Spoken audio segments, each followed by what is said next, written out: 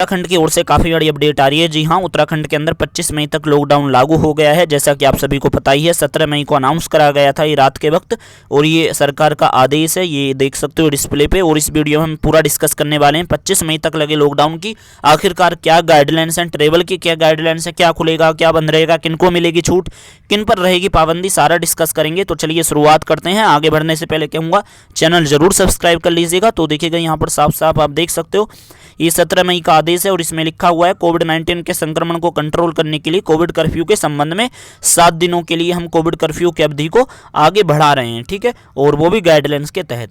Number 1 point में timing लिखी हुई है कि 18 मई को सुबह 6 बजे आपका लॉकडाउन यानी कि कोविड कर्फ्यू लागू हो गया है पूरे उत्तराखंड के अंदर, और वो जो है आपका 25 मई को सुबह 6 बजे तक कोविड कर्फ्यू लागू रहेगा। ठीक है जी, 18 मई को सुबह 6 बजे आपका कोविड कर्फ्यू लागू हो गया है, जो आपका 25 मई के सुबह 6 बजे तक लागू रहेगा। तो देखिएगा, जो भी वैक्सीनेशन के लिए टीका लगवाने के लिए अपना सेंटर जा रहे हैं कोविड का टीका लगवाने के लिए, तो आप अपना मैसेज को दिखा के जो फ़ोन में आपका आया है वो आप अपने ट्रांसपोर्ट के माध्यम से जा सकते हो, ऑटो रिक्शा के माध्यम से जा सकते हो। कोविड कर्फ्यू के दौरान देखिएगा जितनी भी शादियां वगैरह हैं उनको अभी ना करने की सलाह दी जाती है कि अभी आप ना करो, और अगर आप संभव नहीं है कि आप भाई नहीं कर, आप जो है नहीं ठहर सकते, तो आप अधिकतम जो है 20 ही लोगों को शामिल करिएगा फिर शादी के अंदर। वो भी RT-PCR रिपोर्ट उनकी सबकी नेगेटिव होनी चाहिए 72 घंटे के अंदर की, और उसके लिए भी आपको जिला प्रशासन से अनुमति लेनी होगी। सभी यात्रा के अंदर 20 ही लोग शामिल हो सकते हैं। जितने भी एजुकेशनल इंस्टीट्यूट हैं पूरी तरह से बंद रहेंगे अग्रिम आदेश तक, और केवल यहाँ पर ऑनलाइन आपकी एजुकेशन चालू रहेगी। लेकिन MBBS के जो हमारे 4th ईयर और 5th ईयर के स्टूडेंट हैं, BDS के हमारे 4th ईयर के हैं, नर्सिंग क्लास के 3rd ईयर के जो स्टूडेंट हैं वो चालू रहेंगी इनकी क्लासें। और वहीं देखिएगा जितने भी हमारे एग्ज़ाम हैं राष्ट्रीय, अंतर्राष्ट्रीय, राज्य स्तर के, उनको संचालन करने के लिए अधिकारी जो हैं सूचना देंगे, तभी वो जारी होंगी।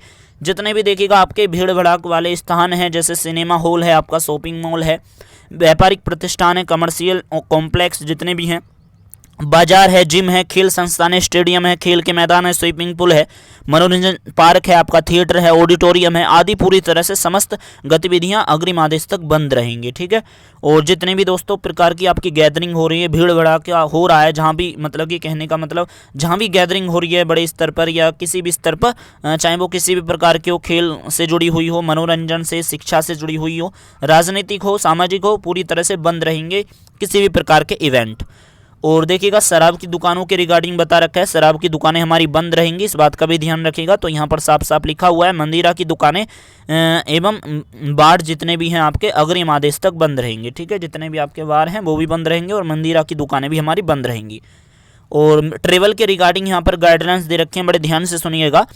जो भी लोग हमारे उत्तराखंड के अंदर अदर स्टेट से आना चाह रहे हैं दूसरे राज्यों से, तो उनको 72 घंटे के अंदर की RT-PCR नेगेटिव टेस्ट रिपोर्ट दिखानी होगी, तभी आपको राज्य के अंदर अनुमति मिलेगी। और इसके साथ 10वां पॉइंट यहाँ पे लिखा हुआ है, जो भी लोग उत्तराखंड राज्य के अंदर आना चाहते हैं उनको स्मार्ट सिटी के वेब पोर्टल पर smartcitydehrradun.uk.gov.in कर आपको अपना रजिस्ट्रेशन करना होगा, तभी आपको एंट्री मिलेगी और आपको गाइडलाइंस का पालन करना होगा।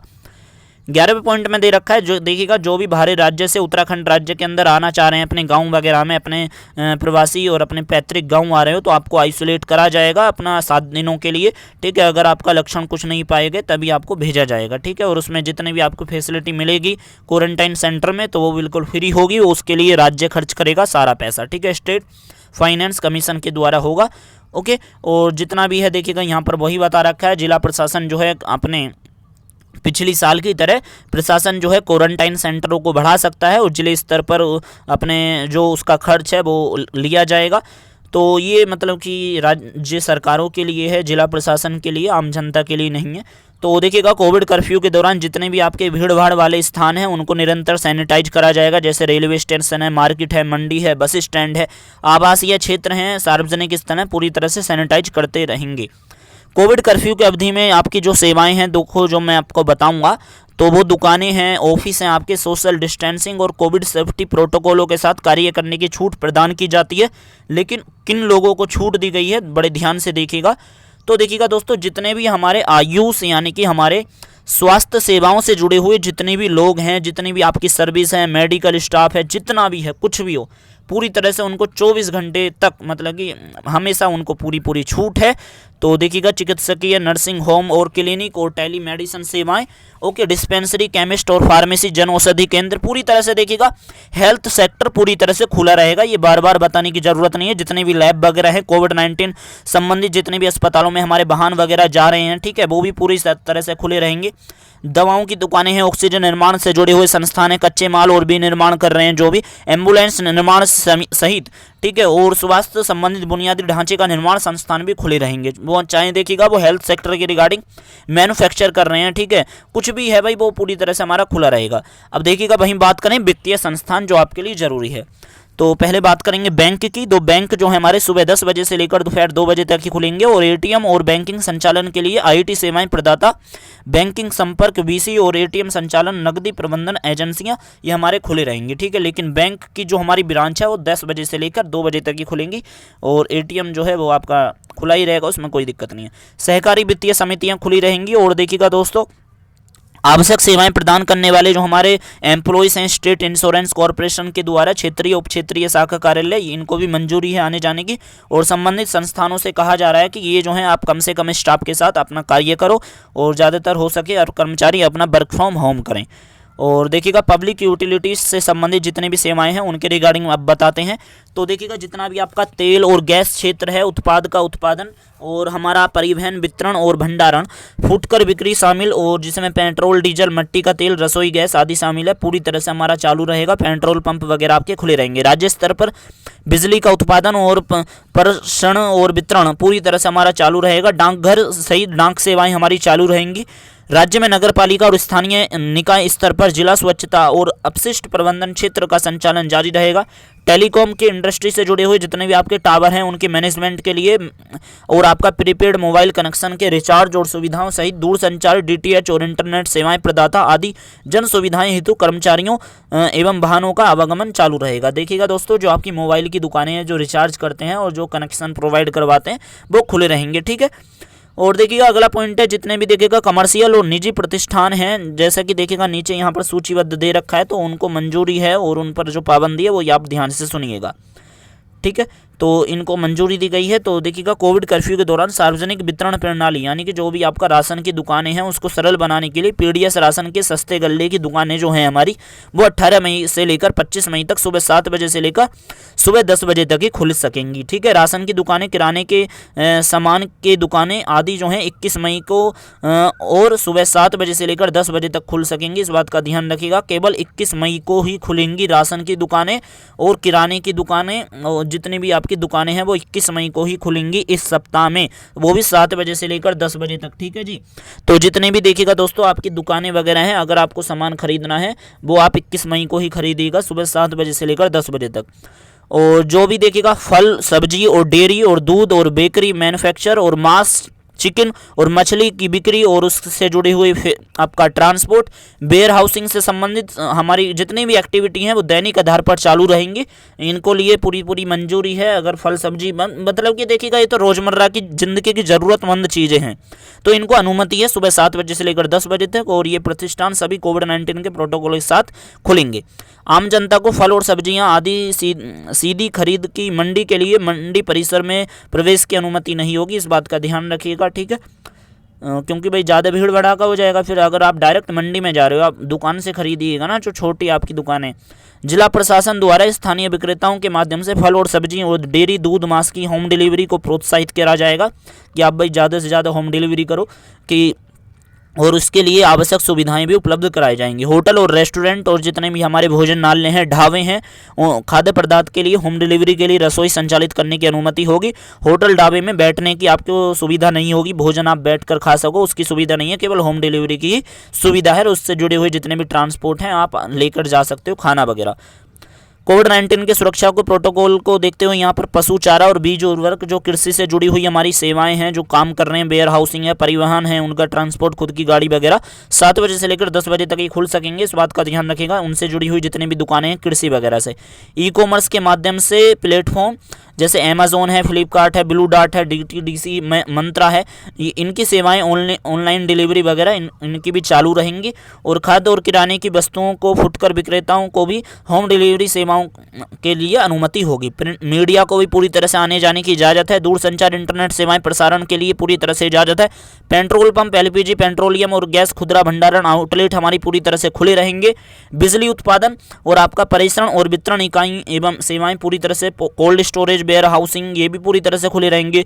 जितने भी देखिएगा आवासीय परिसर यानी कि जितने भी देखिएगा होटल हैं और उनके ऑफिस हैं ठहरने के लिए, क्योंकि टूरिस्ट आते हैं उत्तराखंड के अंदर, उनके ठहरने के लिए जितने भी आपकी प्राइवेट सिक्योरिटी वगैरह हैं और मैनेजमेंट के रिगार्डिंग, तो वो हमारी पूरी तरह से खुले रहेंगे, वो चालू रहेंगे। क्वारंटाइन सुविधा के लिए उपयोग करे गए चिन्हित किए गए प्रतिष्ठान जो हैं हमारे खुले रहेंगे, जो क्वारंटाइन सुविधा के लिए उपयोग किए जाने हैं। ठीक है। निर्माण उपकरण आपूर्ति जैसे सीमेंट, सरिया, चिप्स आदि की दुकानें 7 बजे से लेकर हमारी 10 बजे तक खुल सकेंगी, इस बात का ध्यान रखिए। ऑटोमोबाइल मरम्मत की दुकानें जितने भी हैं, रिपेयरिंग शॉप पूरी तरह से हमारी खुली रहेंगी और उपयुक्त सभी सेवाएं शामिल कर्मचारियों को बिना किसी प्रतिबंधों के वैध आई कार्ड के साथ अपने प्रतिष्ठान में आने जाने की अनुमति होगी। जितनी भी अब मैंने आपको चीज़ें बताई हैं, आप आवाजाही कर सकते हो, उनसे जुड़े हुए जितने भी लोग हैं काम करने वाले, आपके पास आई कार्ड होना चाहिए। वहीं देखिएगा अब बात करेंगे दोस्तों परिवहन के रिगार्डिंग, ट्रांसपोर्ट के रिगार्डिंग, और ये भी कहीं ना कहीं ट्रेवल के लिए बहुत ज़्यादा ज़रूरी है आपके लिए जानना। तो देखिएगा जो लोग इंटरस्टेट मूवमेंट करना चाह रहे हैं, यानी कि जो लोग हमारे राज्य के अंदर आना चाह रहे हैं, तो उनको कहा जा रहा है राज्य के अंदर जितने भी आपके वाहन हैं वो 50% क्षमता के साथ ही चलेंगे, और वो भी कोविड प्रोटोकॉलों का पालन करते हुए। और स्टेट ट्रांसपोर्ट डिपार्टमेंट का पैसेंजर ट्रेवलिंग के लिए यहाँ पर कहा जा रहा है, उसके चाहे वो देखिएगा यहाँ पर और कहा जा रहा है जो ट्रेवलिंग है हमारी बस के द्वारा, फ्लाइट के द्वारा, रेलवे के द्वारा और प्राइवेट व्हीकल, टैक्सी, इन सभी को जो है रजिस्टर करना होगा। अगर आप किसी भी माध्यम से यात्रा कर रहे हो, चाहे रेल के माध्यम से कर रहे हो, बस के माध्यम से, प्राइवेट व्हीकल या टैक्सी के माध्यम से, आपको रजिस्टर करना होगा ई पास के लिए वेब पोर्टल पर smartcitydehrradun.uk.gov.in पर। ठीक है जी। तो आप किसी भी ट्रांसपोर्ट का यूज कर रहे हो, चाहे फ्लाइट का हो, रेल का हो, बस का हो, टैक्सी का हो, इसके लिए आपको रजिस्ट्रेशन करना होगा। ठीक है, उत्तराखंड गवर्नमेंट के द्वारा। और आगे इसमें दे रखा है बाहरी राज्यों से उत्तराखंड राज्य में आने वाले सभी व्यक्तियों को, टैक्सी के ड्राइवरों को और कंडक्टरों को, हेल्परों को अधिकतम 72 घंटे की पूर्व की RT-PCR नेगेटिव रिपोर्ट अपने साथ रखनी पड़ेगी, तभी आपको ड्राइवर और कंडक्टर को अनुमति मिलेगी, और उनके जो अंदर यात्री बैठे हुए हैं उनको तो करना ही करना है। ठीक है, RT-PCR। और देखिएगा वहीं बात करें, यहाँ पे आगे लिखा हुआ है सार्वजनिक परिवहन का अंतर्राज्यीय आगमन 50% क्षमता के साथ ही होगा। जितने भी आपके पब्लिक ट्रांसपोर्ट हैं, ठीक है, राज्य के अंदर घूम रहे हैं उत्तराखंड के अंदर, 50% क्षमता के साथ ही चलेंगे। और राज्य के निवासी जो गढ़वाल से कुमाऊं, कुमाऊं से गढ़वाल, यूपी बॉर्डर के माध्यम से यात्रा करेंगे अंतर्राज्यीय, उन्हें कोविड परीक्षण के प्रमाण पत्र, RT-PCR या रैपिड टेस्ट जो है उसकी आवश्यकता नहीं होगी। तो दोस्तों बड़े ध्यान से सुनिएगा, ये केवल इनके लिए है जो राज्य के निवासी हैं, जो गढ़वाल से कुमाऊं और कुमाऊं से गढ़वाल यूपी बॉर्डर के माध्यम से यात्रा करेंगे, उनको कोविड टेस्ट या सर्टिफिकेट वगैरह की आवश्यकता नहीं होगी। परंतु उन यात्रियों को राज्य सरकार के स्मार्ट सिटी के ई पास के लिए वेब पोर्टल पर रजिस्टर करना बहुत ज़्यादा जरूरी है। smartcitydehrradun.uk.gov.in पर आपको रजिस्ट्रेशन करना पड़ेगा। और देखिएगा जितने भी आपके जिला देहरादून, हरिद्वार, पौड़ी और आपका गढ़वाल, नैनीताल एवं उधम सिंह नगर के मैदानी क्षेत्रों में, पर्वतीय क्षेत्रों में जाने वाले समस्त यात्रियों के लिए RT-PCR या RAT नेगेटिव रिपोर्ट होना जरूरी है। ठीक है, रैपिड टेस्ट और आपका ये RT-PCR रिपोर्ट, इसमें दोनों में से किसी एक की बात करी गई है, लेकिन यार वो ना ज़्यादातर RT-PCR को ही मंजूरी देंगे। लेकिन अगर आपका रैपिड टेस्ट भी है तब भी आपका चल जाएगा, क्योंकि इन्होंने अथवा शब्द का यूज करा है, जिसका मतलब होता है या। ठीक है, जिला प्रशासन द्वारा जिला बॉर्डर चेक पोस्ट पर इसके कड़ाई से अनुपालन सुनिश्चित करा जाएगा। जनपद हरिद्वार में अस्थि विसर्जन हेतु बाहरी राज्यों से निजी वाहन और शासकीय वाहनों की क्षमता 50% क्षमता के साथ ही शर्त के साथ ही अनुपालन करते हुए 4 व्यक्तियों को ही कोविड प्रोटोकॉलों के साथ अनिवार्य रूप से स्मार्ट सिटी के वेब पोर्टल पर रजिस्ट्रेशन करके और 72 घंटे के अंदर की RT-PCR रिपोर्ट करके ही आपको अनुमति मिलेगी अस्थि विसर्जन के लिए हरिद्वार के अंदर। ठीक है, जितने भी देखिएगा आपके ट्रांसपोर्ट हैं, गुड्स कैरियर, मालवाहक जिन्हें आप कहते हो, लदे हुए या खाली राज्य के अंदर आना चाहते हैं, जाना चाहते हैं, उतरने के लिए, लोड करने के लिए पूरी तरह से आवाजाही होने के लिए उनको पूरी तरह से अनुमति है। सभी मालवाहक वाहनों की सामग्री लोड हो या अनलोड हो करने की अनुमति होगी। अधिकारियों और कर्मियों को अपने संगठन और संस्थान द्वारा जारी करे गए आई कार्ड के साथ कार्यस्थल पर आने जाने के, वापस जाने की निर्गत दिशा निर्देश की अंतर्गत अनुमति है। जितने भी बड़े अधिकारी हैं, एम्प्लॉयज़ हैं बड़े, उनको इजाज़त होगी जो जरूरी काम में लगे हुए हैं। वहीं बात करें रेलवे स्टेशन और हवाई अड्डे, एयरपोर्ट, बस, टैक्सी, ऑटो रिक्शा आदि यात्री अपना वाहनों को वैध यात्रा दस्तावेज जितना भी उनका डॉक्यूमेंट है, टिकट दिखाकर आवागमन की अनुमति दी जाएगी। ठीक है, देखिएगा जो लोग हमारे हवाई अड्डे या एयरपोर्ट पे, रेलवे स्टेशन पर जाना चाहते हैं तो आप जाओगे बस के माध्यम से, टैक्सी के माध्यम से, ऑटो रिक्शा के माध्यम से, बट आपके पास टिकट होना चाहिए, कोई डॉक्यूमेंट होना चाहिए कि आप किस पर्पज़ से जा रहे हो भाई, क्योंकि आपके पास कोई तो डॉक्यूमेंट होगा, आप दिखा कर ही तभी आपको आवागमन की इजाज़त होगी।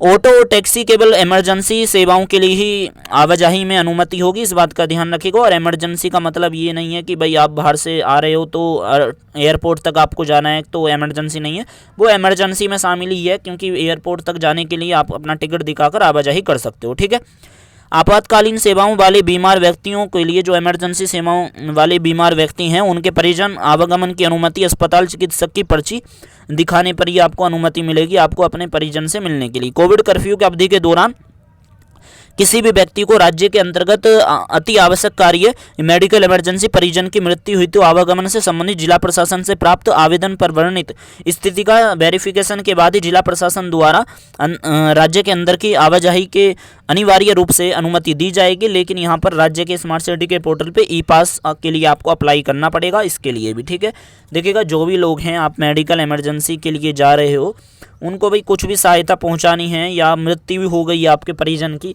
तो उसके लिए दोस्तों आपको पास बनवाना पड़ेगा। ठीक है, इस बात का ध्यान रखिएगा। और अगला जो है टीकाकरण के संबंध में है। 18 से 45 साल के वर्ष की उम्र को अपना जो है अपना वैलिड आई कार्ड दिखाकर आप आवाजाही कर सकते हो प्रमाण पत्र के साथ।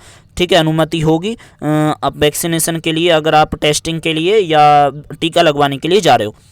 और वहीं बात करें, देखिएगा जितने मीडिया वगैरह है वो चालू रहेगी, और केवल इसमें आगे दे रखा है डाक, जितने भी हमारी देखिएगा इमरजेंसी सेवाएं हैं, कोविड प्रबंधन में शामिल हमारी स्थानीय निकाय हैं, अधिकृत संगठन है, और वाहनों के चलने के लिए अनुमति होगी, जो कोविड-19 के मैनेजमेंट को बनाने के लिए बहुत ज़्यादा जरूरी है। सामग्री के आवागमन के लिए अंतर्राज्यीय आयात निर्यात आवागमन की अनुमति होगी, ट्रक के माध्यम से जितना भी आयात निर्यात हो रहा है वस्तुओं का। और सभी चिकित्सकीय कर्मी और नर्स, पैरामेडिकल स्टाफ, अस्पताल सहायता सेवाओं के लिए परिवहन की अनुमति होगी। कोविड-19 व्यवहार के नियमों और प्रोटोकॉलों के साथ 50% की सीमा के अधीन जो हमारे प्राइवेट ट्रांसपोर्ट हैं, पब्लिक खुद का भी, आप अगर आपकी गाड़ी है, खुद की भी अगर आपकी कार है, जो भी है, उसके अंदर भी केवल 50% ही लोग बैठेंगे, इस बात का ध्यान रखिएगा। ठीक है, और इसमें बता रखा है आई कार्ड के साथ आपके पास रीज़न होना चाहिए, जो भी आप सडनली बताने का, कि आप वहाँ पर बता सको। और देखिएगा जितने भी आपकी कृषि से जुड़े हुए जितने भी एक्टिविटी हैं, उनको गतिविधि को पूरी तरह से हमारी चालू रहेंगे। जितने भी एग्रीकल्चर से जुड़े हुए उद्यान है, आपका समस्त कृषि है, पशुपालन जुड़े हुए जितनी भी चीज़ें हैं वो चालू रहेंगी। किसानों के देखिएगा यहाँ पर कृषि कार्य जैसे बुआई है, नर्सरी की तैयारी, भूमि की तैयारी, सिंचाई, रोपण है, ठीक है, और कटाई है, थ्रेसिंग है, और आपका प्रोसेसिंग है, पैकिंग है, आदि पूरी तरह से चालू रहेगी। कृषि, बागवानी और आपका मतलब कि पूरी तरह से कृषि से जुड़ी हुई सभी एक्टिविटी को मंजूरी है। खरीद है, वितरण है, पैकेजिंग है, वेयर हाउसिंग है, कोल्ड स्टोरेज है, कृषि मशीनरी है, आपका पार्ट्स कोई बेच रहा है, कीटनाशक से जुड़ी हुई कोई दुकानें हैं, और देखिएगा दूध का प्रोसेसिंग के से जुड़ी हुई जितनी भी बड़ी बड़ी मशीनें हैं, उनके ट्रांसपोर्ट हैं, आपूर्ति श्रृंखला सहित दूध और दूध के उत्पादनों का संग्रह, प्रोसेसिंग के लिए, वितरण के लिए, देने के लिए, दुकानों के तक के लिए, बिक्री के लिए चालू रहेंगे। और कृषि में देखिएगा जो पोल्ट्री फार्म है और मत्स्य पालन हेतु हेचरी सहित पशुपालन फार्मों के संचालन के लिए गतिविधियों को भी आने जाने की मंजूरी होगी। और देखिएगा जितने भी हमारे सरकारी और निजी जितने भी आपके उद्योग हैं, औद्योगिक प्रतिष्ठानों के संचालन के संबंध में यहाँ पर गाइडलाइंस दी गई है। तो जितने भी देखिएगा हमारी इंडस्ट्रीज़ है, जो बड़े बड़े उद्योग हैं, औद्योगिक प्रतिष्ठान, उनको कहा जा रहा है जितने भी आपके रूरल और अर्बन एरिया में हैं वो चालू रहेंगे, बट आपका स्ट्रिक्ट एसओपीज का आपको पालन करते हुए आपको खोलना है। यथासंभव यहाँ पर दे रखा है, अंडरलाइन कर रखा है सरकार ने कि उद्योग में कार्यरत श्रमिकों को, कर्मचारियों को उनके घर से कार्यस्थल तक लाने और घर छोड़ने हेतु वाहनों की व्यवस्था उद्योग प्रबंधन द्वारा ही किया जाएगा, या उद्योग मैनेजमेंट द्वारा श्रमिकों कर्मचारियों के उद्योग के परिसर में ही रहने का प्रबंध किया जाएगा। तो देखिएगा कहने का मतलब ये है कि आपके लिए भाई जितने भी लोग काम करने हो उद्योग के अंदर, आपके लिए या तो कंपनी आपको चला के देगी कि भाई आप घर से जाओ, केवल उसी बस में जाओगे, ठीक है, जो भी आपको प्रोवाइड की जाएगी, या दूसरे ये है कि आप वहीं पे ही रहो, वहीं पे खाओ पियो, ठीक है। और जिला प्रशासन इस बात की निगरानी करेगा कि उद्योगों में उनके संचालन के एसओपीज का सख्ती से पालन हो रहा है या नहीं हो रहा, ठीक है। औद्योगिक इकाई और आपका कॉरपोरेट के प्रमुख इस संबंध में जिला प्रशासन के लिए रेगुलर अपनी जानकारी उनको प्रोवाइड करवाएंगे। सरकारी और प्राइवेट क्षेत्रों में निर्माण गतिविधियों की अनुमति होगी, जितने भी आपका कंस्ट्रक्शन से जुड़ी हुई जितनी भी गतिविधि हैं, तो इसमें दे रखा है सभी निर्माण गतिविधियां, उसमें कार्यरत वाहन, मजदूरों की आवाजाही और स्थानीय पुलिस और प्रशासन द्वारा सहयोग प्रदान किया जाएगा। निर्माण कार्य में कार्यरत श्रमिक और कर्मचारियों को उनके घरों से कार्यस्थल तक और लाने तक घर छोड़ने हेतु वाहनों की व्यवस्था ठेकेदार द्वारा की जाएगी। और ठेकेदारी यानी कि कहने का मतलब ये है कि भाई जहाँ भी अगर आप काम करते हो, चाहे वो किसी से भी जुड़ा हुआ हो, आपने देखा कि उससे जुड़ा हुआ आपको वाहन जो है खुद मालिक ला के देगा, यानी कि जो भी आपका बॉस है वो बनवाएगा कि बुकिंग वगैरह करके दे, कैसे भी रोज़ आप उसी वाहन से आवाजाही करोगे या आप वहीं पर ही ठहर कर अपना काम करो, ठीक है। और राजकीय और निजी निर्माण स्थल पर कार्यरत श्रमिक और मजदूरों की आवाजाही हेतु मानक संचालन कोविड-19 के प्रोटोकॉल का पालन करा होना चाहिए। और देखिएगा जितने भी आपके गवर्नमेंट ऑफ इंडिया के ऑफिस हैं, जैसे कि पूरी तरह से वो हमारे खुले रहेंगे, जैसे आपका सीआरपीएफ है, आपका डिफेंस है, रक्षा से जुड़ा हुआ है, परिवार कल्याण मंत्रालय, आपदा प्रबंधन प्रारंभिक चेतावनी एजेंसी है आपका, ठीक है, पूरी तरह से हमारा खुला रहेगा। एनसीसी है आपका, नेहरू युवा केंद्र NYK, और आपका राष्ट्रीय सूचना विज्ञान केंद्र NIC, FCI कोविड-19 के प्रोटोकॉलों के साथ पूरी तरह से न्यूनतम कर्मचारियों के साथ खुले रहेंगे। ये भी हमारे स्टेट गवर्नमेंट के ऑटोनोमस बॉडी जितने भी है, लोकल गवर्नमेंट की पूरी तरह से संचालित रहेगी, लेकिन केवल इनको ही इजाज़त है जो मैं आपको बता रहा हूँ। तो police, home guard, PRD, civil defence, fire brigade, emergency service, ये देखिएगा इमरजेंसी सेवा होती है, आपको भी पता है, पूरी तरह से चालू रहेगी, ये केवल इन्हीं को ही इजाज़त है। म्युनिसिपल सर्विसेज जो हैं, साथ साथ आवश्यक सेवाओं से जुड़े हुए कार्यालयों को खुले रहने की इजाज़त है बिना प्रतिबंधों के साथ।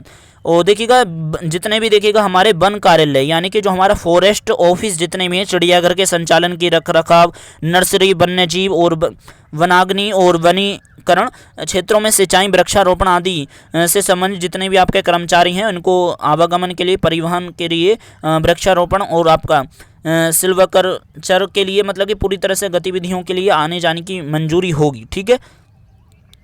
और वहीं बात करें विधानसभा, सचिवालय, सरकार से जुड़ा हुआ जितना भी ऑफिस है हमारे, सचिवालय, सेक्रेटरीट के, विधानसभा निदेशालय के, उससे जुड़े हुए जितने भी आपके कर्मचारी हैं, आने जाने की पूरी तरह से इजाज़त होगी। उनसे जुड़े हुए सभी कर्मचारी जिन्हें राज्य सरकार, प्राधिकरण, जिला प्रशासन कोविड-19 की ड्यूटी में लगा रखा है, कोविड की संबंधित ड्यूटी की रिपोर्ट वो करते रहेंगे और उनको इजाज़त होगी।